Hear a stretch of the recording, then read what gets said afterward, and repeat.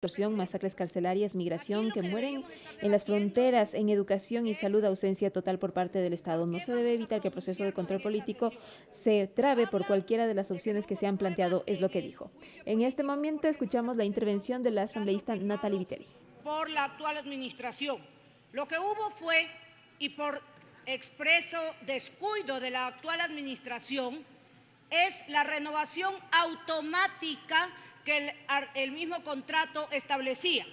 Y una renovación de contrato es un nuevo contrato, es un nuevo vínculo contractual porque implica la modificación del contrato en cuanto a las fechas, al plazo o alguna de las cláusulas o condiciones que deberían haberse acordado, pero no se hizo porque, como denunció el mismo capitán o contraalmirante Estupiñán, el día que vencía el último día de plazo no lo dejaron subir a Flopec y permitieron, bajo la orden del presidente Hernán Luque, como él lo menciona, que se renove automáticamente este contrato.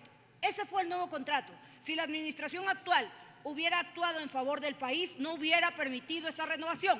Si la administración actual hubiera actuado a favor del país, hubiera renegociado ese contrato de tal forma que en esta renovación existieran cláusulas que fueran a favor del país y cobrarle a la compañía Amazonas Tankers aquello que habían perjudicado al Ecuador. Esa es una actuación de un gobierno responsable. Así es que en cuanto a la renovación, ahí está aprobada la acción de este gobierno. Que el 129 tienen que aprobarse el peculado, dicen aquí. Me parece inverosímil que siendo presidente de una comisión de fiscalización, donde debería saberse esos artículos de memoria y a su vez leer las resoluciones de la Corte, diga que no le presentaron la prueba del delito de peculado. Señores, no somos jueces ordinarios, somos jueces políticos. No hay que estar probando y sentenciando lo que hace un juez penal y una fiscalía. Nosotros no nos compete, sería una arrogación de funciones. Es ahí que el mismo artículo 129 establece que no se requiere ni siquiera, no es que dice la sentencia, dice el inicio de un enjuiciamiento político, ni siquiera eso se requiere, es decir, ni siquiera necesita estar en investigación. ¿Y esto por qué? Con todo respeto para todos, porque están confundiendo un proceso penal con un juicio político. Y aquellos que lo confunden deberían o estudiar leyes para que se lancen a fiscales o jueces para que ahí puedan determinar todas sus pasiones, pero no en esta asamblea donde se debería conocer aquello que no solamente se trata hoy, sino que se ha tratado durante todos los juicios políticos. He ahí que, por ejemplo, la Corte Constitucional, en su sentencia número 2137-21-EP/21, dice: finalmente, el control político es esencialmente de carácter subjetivo, en cuanto se fundamenta en criterios de libre apreciación, oportunidad y confianza política, dentro de las causales y requerimientos previstos en el ordenamiento jurídico, mientras que el control jurídico es de carácter objetivo. Es cuando el juzgador se encuentra sujeto al derecho, al ordenamiento jurídico preestablecido y a la técnica jurídica. Basta con revisar los pronunciamientos de la Corte. Si googlean en esa comisión, los mismos asesores hubieran encontrado estos pronunciamientos de la sentencia, solo con googlear, porque además tienen las herramientas que la misma institución les da aquí en la Asamblea para que tengan a su favor todas las normas y las resoluciones de la Corte. Así también lo vemos en el caso número 001-17-DJ, que es uno de los que han estado comentando aquí, es decir, cuando se destituyó al aquel entonces vicepresidente Jorge Glass. Y era responsabilidad política por los delitos de cohecho, peculado y enriquecimiento ilícito que estaba la Corte revisando y sobre el cual dio su pronunciamiento. Y dice: tanto la Constitución como la Ley Orgánica de la Función Legislativa facultan a los legisladores a solicitar el juicio político contra el presidente y vicepresidente de la República en caso de que se cumplan los presupuestos señalados en el artículo 129 de la norma suprema. Este artículo expresa claramente en su numeral 2 que se procederá al juicio político por delitos de concusión, cohecho, peculado o enriquecimiento ilícito. La norma no señala que el encausado sea el penalmente responsable. ¿Se dan cuenta? La norma no señala que el encausado, en este caso el presidente de la República, sea el penalmente responsable por los delitos que hayan sido cometidos durante las funciones de presidente o vicepresidente. Es necesario referirnos a la naturaleza de la institución del juicio político, dice la Corte Constitucional, a quien la menciona, que tiene por objeto separar de sus funciones al encausado y así proteger a la sociedad de su ineptitud para el desempeño del cargo. Este proceso no entraña la pérdida de la libertad del individuo, sino únicamente la remoción de su cargo. Si aquí nosotros atrevidamente quisiéramos probar un supuesto peculado, estaríamos diciendo que el presidente debe ir a la cárcel, lo que no nos compete y lo que la Corte Constitucional expresamente ha dicho. Este tipo de causas se juzgan culpas políticas en función del impacto que la conducta del enjuiciado produce a la comunidad, lo que está, pero por demás probado. Tal es así que 104 votos hubieron cuando se le llamó para que se haga este informe y esta denuncia de juicio político. Es de esta forma, dice la Corte, una herramienta que garantiza el control de la actividad del gobierno y el equilibrio de los poderes del Estado.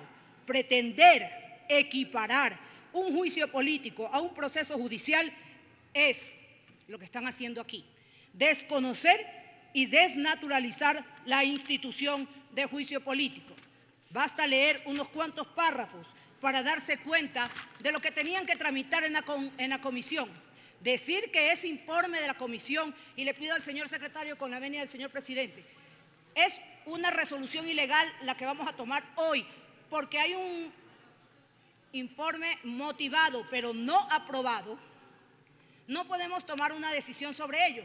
Qué absurdos y qué poco alcance para incluso disimular el favor que quieren darle a aquel que está detrás de ellos. Señor presidente, con su venia, por favor, el video que envié, donde el propio procurador, que tanto mencionan y es el mismo, le contesta al presidente de la República, por favor el video, que si el informe es aprobado o improbado, dice el procurador, debe pasar al Pleno de la Asamblea para que aquí se decida la continuación del juicio político. El video, por favor.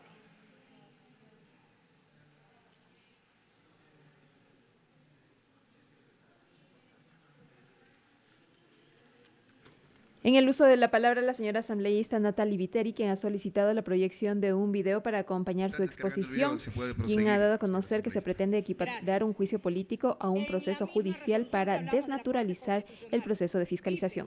Que el artículo 148 de la Ley Orgánica de Garantías Jurisdiccionales y Control Constitucional, y véase que todo esto tiene relación al juicio político de un presidente y vicepresidente de la República, no estamos hablando de otras autoridades.